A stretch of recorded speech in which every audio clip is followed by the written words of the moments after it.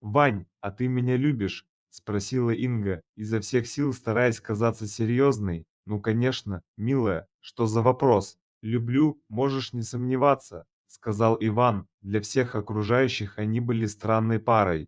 Внешне они смотрелись прекрасно и радовали глаз, эффектная пара, вслед которой всегда смотрят завистники. Но вот их социальный статус был диаметрально разным. Уверенная и избалованная Инга была дочерью состоятельных родителей, а Иван, выросший в детдоме, знал о родных лишь то, что мать умерла от алкоголизма, а отец пропал где-то на рудниках близ Абакана. «Вот увидите», — бросит она его, наиграется и поминай, как звали, как пить дать, бросит, говорил Сергей Иваныч, управляющий автосервисом, в котором работал Иван. Иваныч хоть и был первым человеком в мастерской, но Ингу откровенно побаивался. Одного ее слова было достаточно, чтобы лишить рабочего места любого сотрудника. Девушкой она слыла строптивой и взбаламошной и могла осложнить до невозможности жизнь не нравящемуся ей работнику. Сергей Иванович был прожженным и битым, а потому никогда не перечил дочери хозяина, понимая, что его материальное благосостояние напрямую зависит от настроения несносной девицы. Вот и закрывал он глаза на отношения Инги и Вани, а что, пусть встречаются, мне до лампочки, лишь бы меня не трогало, фурия избалованная, думал Иваныч. Ведь он взял когда-то Ивана на работу сразу после детского дома.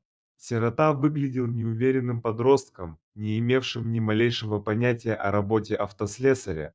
Но горящий взгляд и целеустремленность юноши понравилась управляющему, и вскоре Ваню взяли учеником оператора по шиномонтажу. Работай прилежно и честно, не опаздывай и самое главное, деньги с кассы не тяни, наставлял парня Иваныч. Он видел в нем огромный потенциал, который ему еще только предстояло открыть. Инга была дочерью состоятельного бизнесмена, владеющего сетью пиццерий и автомастерских по городу. Ивана она заприметила сразу, едва он появился в автосервисе. А что это за мальчик такой губастенький объявился? Кто таков? Почему я о нем ничего не знаю? Спросила она управляющего. Ваня это парень хороший, но дедомовец бывший, поспешил предупредить девушку Иваныч. Он понимал, что хозяину вряд ли понравится подобное знакомство дочери, поэтому и спешил предостеречь ее. Но его увещевания не помогли, молодые люди понравились друг другу с момента их первой встречи. «Молодой человек, а давайте я вам город покажу, а то ты кроме мастерской своей ничего не видишь», предложила парню Инга, как-то незаметно перейдя на «ты». Иван секунду, другую поразмыслив, согласился. Ему нравилась уверенная и независимая Инга. У девушки был свой автомобиль, на котором она сутки напролет колесила по городу. Первую их встречу сложно было назвать свиданием. Они только присматривались друг к другу, боясь сказать лишнего слова, и робко улыбались. Зато все последующие встречи прошли на ура, молодые люди побывали практически во всех злачных местах города. Инге нравилось сорить деньгами и вести праздный образ жизни. Таким образом, она словно пыталась пустить парню пыль в глаза, чтобы Ваня не видел ее недостатков.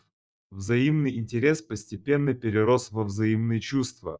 Жаркие объятия, поцелуи и бессонные ночи слились в единый страстный порыв, сводящий молодых людей с ума. Конечно, это не могло остаться незамеченным Андреем Викторовичем, отцом Инги. Бизнесмен, привыкший всегда держать ситуацию под контролем, первым делом навел справки об Иване. «Дочь, ну вот ты мне скажи откровенно, это у тебя как, серьезно или очередная интрижка?» – спросил Андрей Викторович. «Ну зачем ты так, пап? Конечно, серьезно, мы с Ваней любим друг друга и намерены расписаться», – ответила Инга. Отец минуту-другую пожевал губами и продолжил: «Зачем тебе этот нищеброд? Я ведь не против легкой интрижки, дело-то молодое, но зачем же тянуть его в нашу семью? Поверь мне, если бы твоя мама была жива, она не одобрила бы твое решение.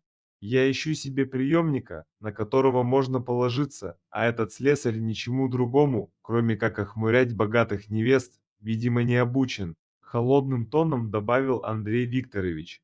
Инга всегда была девицей с норовом, поэтому слова отца не оказали на нее абсолютно никакого воздействия. Вместо того, чтобы прислушаться к мнению родителя, она настойчиво выводила Ивана на откровенный разговор. «А когда мы свадьбу сыграем, милый, время ведь идет, а мы уже полгода как встречаемся?» – спросила Инга. У нее из головы не шли слова отца о ее якобы мимолетной интрижке. «Ну мы уже говорили об этом, я еще поработаю, чтобы скопить денег, ну, чтобы стать на ноги, понимаешь? А потом можно и скромно расписаться в ЗАГСе. К чему вся эта помпезность?» – возразил Иван. «Понимаешь, Ванечка, мне уже 30, я не могу ждать, пока ты станешь на ноги. Да и не добьешься ты ничего в этой автомастерской. А так, папа, узнав, что у нас все серьезно, поможет тебе с карьерным ростом, а может и вовсе поставит управляющим», – уверенно заявила Инга. Ей очень хотелось доказать всем окружающим и в первую очередь отцу, что она сможет стать примерной женой и обрести нормальную семью. Ваня лишь плечами пожал. Свадьба, так свадьба, он не спешил с женитьбой. Парню хотелось обрести независимость и начать свое дело. Вдобавок ко всему, Ваня был наслышан об отце Инги, который, судя по рассказам коллег, был сильным и властным человеком. А вскоре им выпала возможность увидеться, как то раз у ворот мастерской остановилась шикарная иномарка. Владелец сказал, что хочет поменять масло и заменить фильтры. Ваня не знал, что это был отец Инги, ведь он никогда его раньше не видел. А вот мужчина, по всей видимости, его знал, уж не вы ли тот пресловутый Иван, по которому сохнет моя Инга? Ледяным тоном спросил Андрей Викторович. «Наверное, это я», – смущенно ответил Ваня. «Ну тогда слушайте, молодой человек, и мотайте себе на ус. Поймите, мы с вами живем в разных плоскостях. Нет у нас ничего общего. Чтобы породниться, что вы можете дать моей дочери? Годовой запас доширака или абонемент на посещение распродаж товаров со скидками? То тоже. В общем, я человек деловой и знаю, что у всего есть своя цена. Сколько вы хотите, чтобы свадьба не состоялась, не испытывая и тени сомнений?» – спросил Андрей Викторович. «Мне кажется, вы не за то вы меня принимаете. Мне нравится Инга, и я не намерен обсуждать с вами покупку или продажу моих чувств к ней. Если это все, то я с вашего позволения пойду. Мне работать надо, резче, чем следовало в этой ситуации», – ответил Иван. Андрей Викторович досадливо поморщился. Ему не понравилось, как этот недоносок утер ему нос. Но как бы он ни упирался, Инга все-таки склонила ситуацию в свою сторону. Хоть все и были против этой свадьбы, она, несмотря ни на что, все же состоялась. С шиком, блеском и фейерверком в звездное июльское небо. Взлетающие в небо голуби, шикарное платье невесты и роскошный свадебный кортеж еще долго будоражил умы жителей города, удивленных подобным размахом торжества. С Иваном новоявленный тесть общался холодно, явно избегая его присутствия. Инга была на седьмом небе от счастья. Она получила все, что хотела, и чувствовала себя вершительницей судеб. Жить молодые переехали в подаренную отцом Инги новенькую квартиру незаметно. С момента свадьбы прошел год. Страсти заметно стихли, и даже Андрей Викторович привык к зятю, смирившись с выбором дочери. Однажды супруги решили отправиться в гости к дальним родственникам Инги. Они еще ни разу не видели Ивана и хотели поскорее удовлетворить свое любопытство. Шел сильный дождь, и видимость была почти нулевой. Инга, несмотря на увещевание Вани, ехала на предельной скорости. На повороте автомобиль резко занесло, и они с силой врезались в столб. Основной удар пришелся на правую, пассажирскую сторону, смяв ее в лепешку. Инга отделалась ушибами и ссадинами, а вот Ивана буквально зажало в искореженном чреве автомобиля. Пришел в себя он уже в больнице. Не в силах пошевелить ни рукой, ни ногой, покрытый гипсом с головы до пят, парень испытывал жуткие страдания. В душе он боялся лишь одного, и, как выяснилось позже, не зря. У Ивана был перелом позвоночника в поясничном и шейном отделах. Это грозило парню инвалидным креслом до конца его дней. Инга, узнав о возможном исходе, сразу же высказала свое мнение по этому поводу. «Вань, мы ведь с тобой люди взрослые, так уж вышло, нравился ты мне, но до конца своих дней быть с инвалидом я не готова. Да, это жестоко, но мне хочется жить в удовольствии, а не отдать себя без остатка служению твоему немощному телу. Я тут, выбила тебе место в общежитии и перевезла туда твои вещи, о разводе не беспокойся, я все оформлю сама.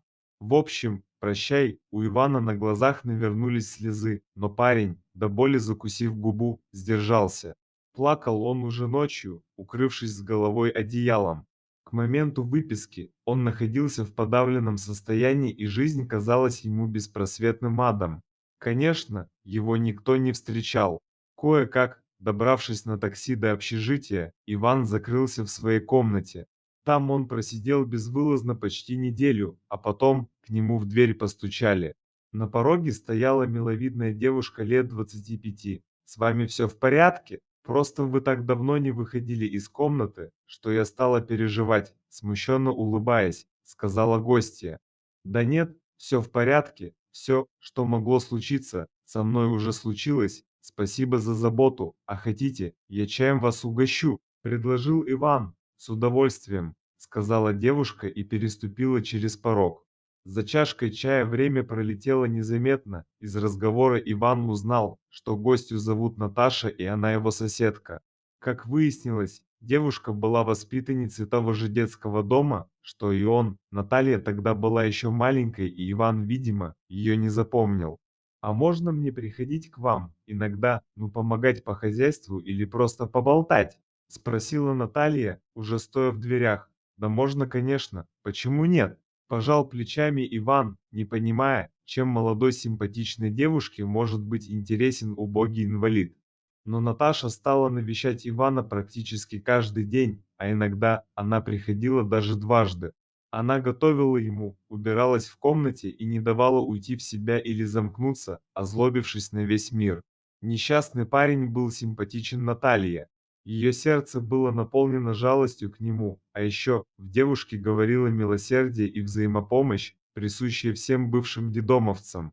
Однажды она пришла к Ивану с большим пакетом в руках, загадочно улыбаясь, она спросила его: «Как думаешь, что здесь?» «Не знаю, наверное, что-нибудь для инвалидов», равнодушно ответил Иван.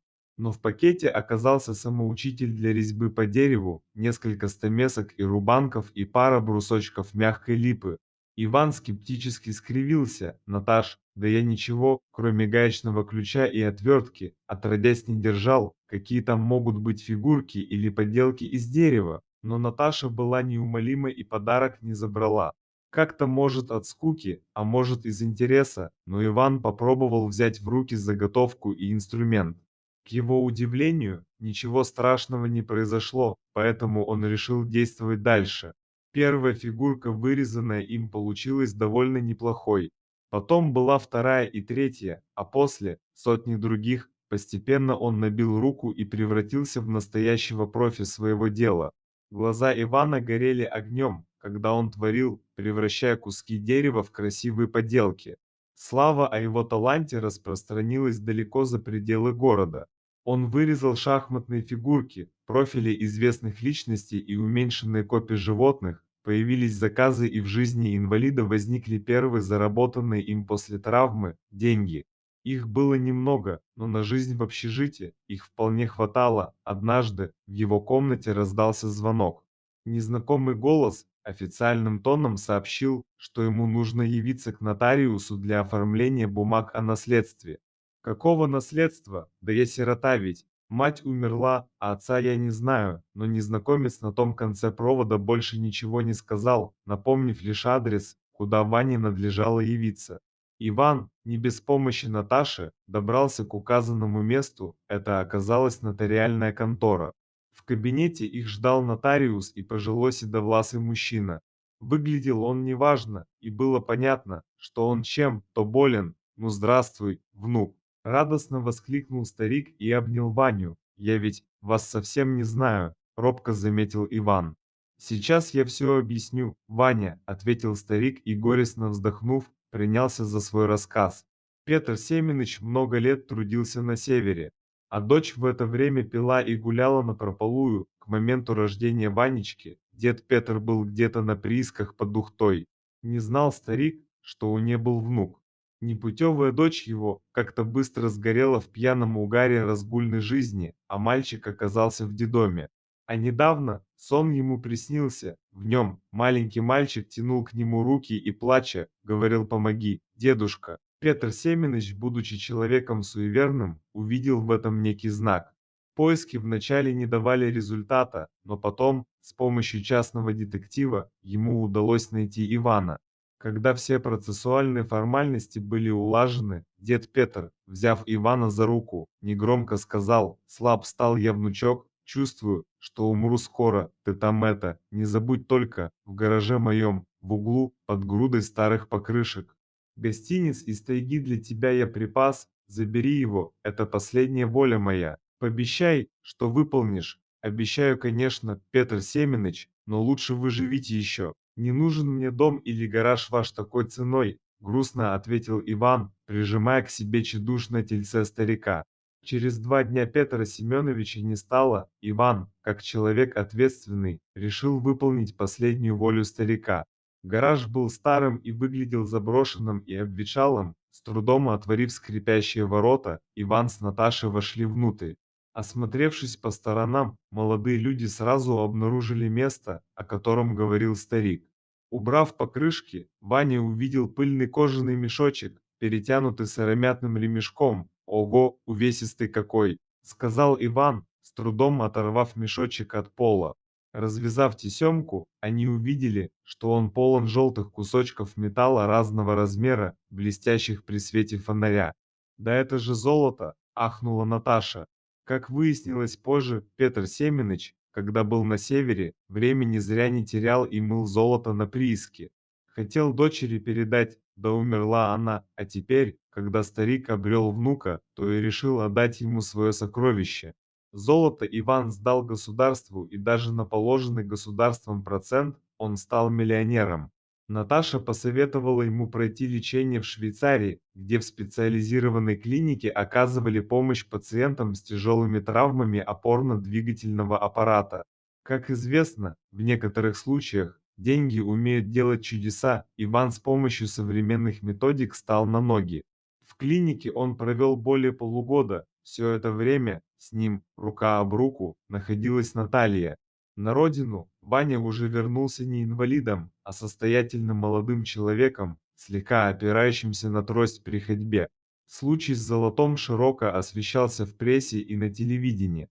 Инга, увидев на главном развороте журнала здорового, преуспевающего Ивана, решила попробовать все сначала.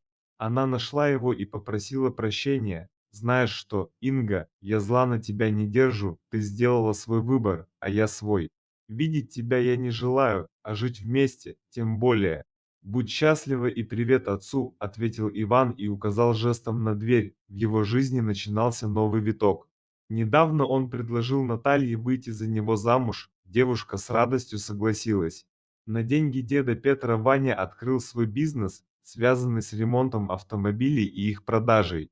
Петру Семеновичу сентиментальный парень возвел гранитный монумент с надписью «От благодарного внука». Наверное, с высоты небес старик наблюдает сейчас за ними и улыбается, довольный тем, что смог изменить в лучшую сторону жизнь родному человеку.